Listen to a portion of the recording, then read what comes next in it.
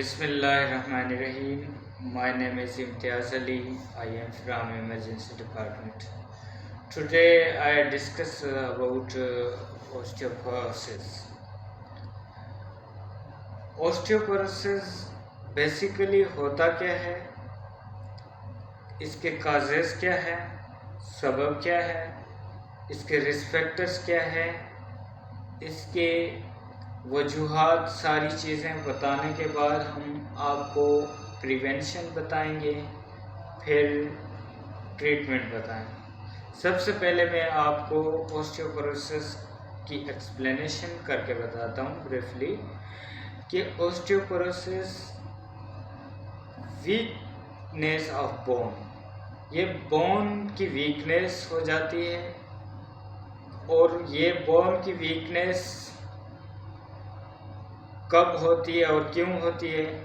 सबसे पहले ये डिजेनरेटिव प्रोसेस होता है, ख़ास तौर पे ओल्ड एज में। इसमें ओस्टियोपोरोसिस ज़्यादातर बुढ़ापे में होता है या 50 से अबव के एज में होता है। ओस्टियोपोरोसिस को एक्सप्लेन ऐसे भी कर सकते हैं कि it is the degenerative process और broken bone due to unknown any changes। Vitamin D की बाज़ औक़ात डिफिशिएंसी की वजह से भी होता है, कोई फैमिली हिस्ट्री की वजह से, जैसे हेरिडिटरी करैक्टर्स की वजह से भी हो सकता है ओस्टियोपोरोसिस। बट फीमेल में ज़्यादा होता है, मेल में कम होता है। ओस्टियोपोरोसिस के काजेस क्या हैं? काजेस ये हो सकता है कि उन अमराज का मेन काज ढूंढने के लिए या तो उनको विटामिन डी की डिफिशिएंसी, या उनमें कोई थायराइड की डिजीज़, या old age menopause, post menopause जिसको कहते हैं, उनको ख़वातीन में होती है। ओस्टियोपोरोसिस का जो प्रोसेस है वो बहुत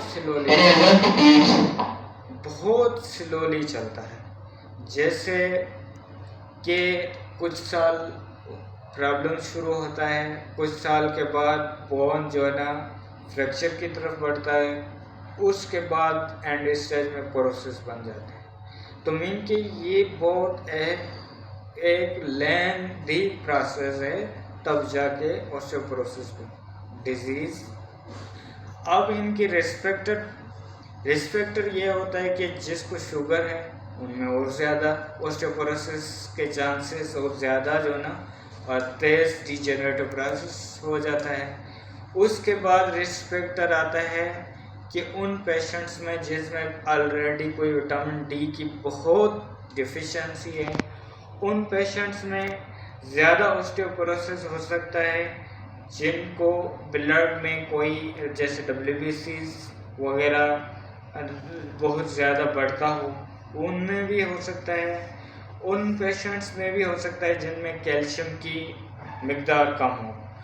अब आते हैं कि इसमें इस सारे रिस्क फैक्टर्स के अलावा क्या हो सकता है। सारे रिस्क फैक्टर्स के अलावा यह हो सकता है कि स्पेंडोलाइसिस डिजीज़ है, जो इनकी हड्डियों की बीमारी है, उनमें भी हो सकता है। अब इनकी ट्रीटमेंट क्या होती है? ट्रीटमेंट के लिए बाज़ औक़ात ओरल मेडिकेशन विटामिन डी देते हैं, फिर एट द एंड एक इंजेक्शन आता है जो वंस अ ईयर लगता है, इंजेक्शन ज़ोलिड्रोनिक एसिड। वो वंस अ ईयर लगता है, वो बहुत इफ़ेक्टिव है ये ट्रीटमेंट। और इनमें एक्सरसाइज की बात की गई है ड्यूरिंग दी ओस्टियोपोरोसिस, बहुत एहतियात से एक्सरसाइज करनी चाहिए। इनमें खुराक की बात करें तो हम सबसे पहले विटामिन डी की जो प्रोडक्ट्स हैं वो इस्तेमाल करें, और सबसे ज़्यादा हमें मुफीद चीज़ें वही होंगी जो कैल्शियम कंटेंट होंगी, विटामिन डी कंटेंट होंगी, वो मुफीद होंगी।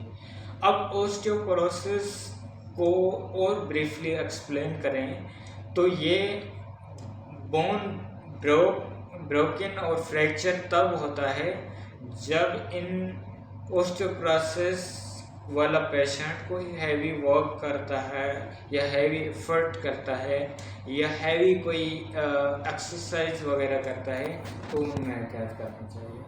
और ओस्टियोपोरोसिस सबसे ज़्यादा जो है ना ख्याल किस चीज़ का रखा जाता है कि हमारी जो लॉन्ग बोन है उनमें ज़्यादा फ्रैक्चर के चांसेस होता है। जैसे हमारा फीमर बोन है, फीमर बोन एक largest bone of the over body. इनको फीमर बोन को चलते वक्त, वज़न उठाते वक्त सारा वज़न जो है ना इस फीमर बोन में पड़ता है। और फीमर बोन को ज़्यादा वज़न डालने से जो है ना ये फ्रैक्चर के चांसेस भी हो सकते हैं। और एक्सरसाइज के दौरान बाज़ औक़ात लोग जंपिंग करते हैं या बाज़ औक़ात वो लोग ज़्यादा हेवीनेस एक्सरसाइज करते हैं, उसकी वजह से भी फीमर बोन की वजह से होता है और ज़्यादा फ्रैक्चर की। अब बात करते हैं ओस्टियोपोरोसिस में कि प्रिवेंशन डिजीज़ होने से पहले होती है। डिजीज़ हो गई तो फिर प्रिवेंशन नहीं होगी, फिर ट्रीटमेंट होगी। प्रिवेंशन डिजीज़ होने से पहले हमें क्या करना चाहिए कि ओस्टियोपोरोसिस से बच सकते हैं? सबसे पहले हमें हेल्दी डाइट खानी चाहिए, उसके बाद हमें बोन चेकअप करना चाहिए। और एक चीज़ मैं भूल गया कि फाइंडिंग कैसे होती है।